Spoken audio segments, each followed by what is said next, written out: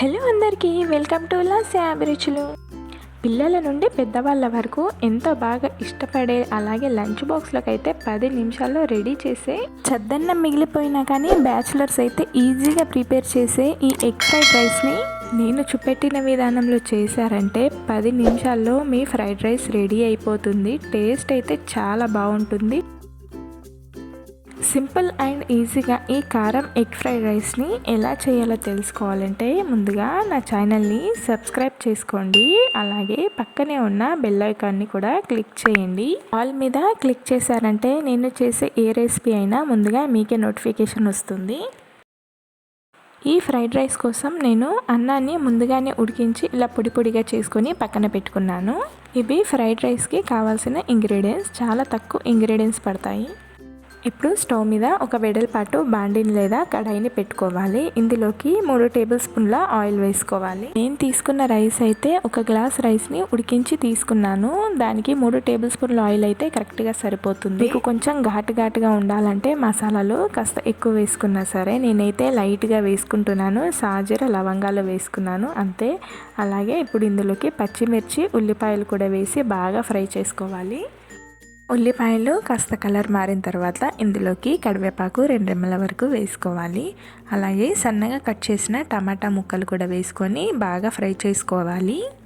టమాటాలు కాస్త ఫ్రై అయిన తర్వాత ఇందులోకి 1 టీ స్పూన్ అంతా అల్లం వెల్లుల్లి పేస్ట్, అలాగే చిటికెడంతా పసుపుని వేసుకొని టమాటా ముక్కలు సాఫ్ట్గా అయ్యేంత వరకు ఫ్రై చేసుకోవాలి. ఇప్పుడు ఈ మిశ్రమాన్ని అంతా ఒక పక్కకి ఇలా జరుపుకోవాలి.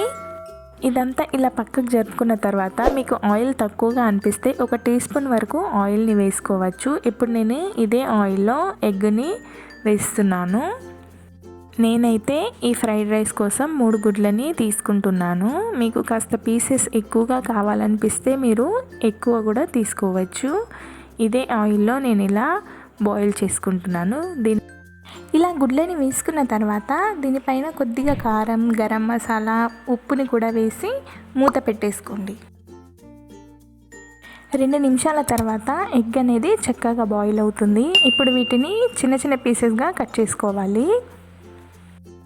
ఇలా ముక్కలుగా చేసుకున్న తర్వాత ఇప్పుడు ఈ టమాటా ఉల్లిపాయ మిశ్రమాన్ని ఇందులోకి కలిపేయాలి. ఇదంతా ఇలా కలుపుకున్న తర్వాత మన టేస్ట్కి సరిపడా కారం, ఉప్పుని, అలాగే గరం మసాలాని కూడా వేసుకోండి. వీటితో పాటు 1 టీ స్పూన్ అంతా బిర్యానీ మసాలా కూడా వేసుకోవాలి. దీనివల్ల ఫ్లేవర్ అనేది చాలా బాగుంటుంది. మనం వేసుకున్న మసాలా కారం ఎగ్గుకు బాగా పట్టే విధంగా 1 నిమిషం పాటు కలుపుకోవాలి.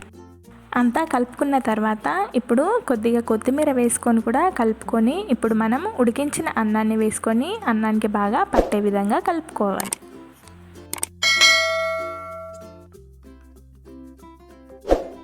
మొత్తం అంతా కలుపుకున్న తర్వాత ఉప్పు సరిపోయిందో లేదో ఒకసారి టేస్ట్ చేసుకొని, ఉప్పు తక్కువ ఉంటే అడ్జస్ట్ చేసుకొని చివరిగా కొత్తిమీర చల్లుకుంటే అంతే, కారం ఎగ్ ఫ్రైడ్ రైస్ రెడీ అయిపోయినట్టే. ఆ రెసిపీ నచ్చుంటే నా వీడియోకి లైక్ చేయండి. అలాగే ఇలాంటి సింపుల్ అండ్ ఈజీ రెసిపీస్ కోసం లాస్య అభిరుచి ఛానల్ని సబ్స్క్రైబ్ చేసుకోండి. Thanks for watching.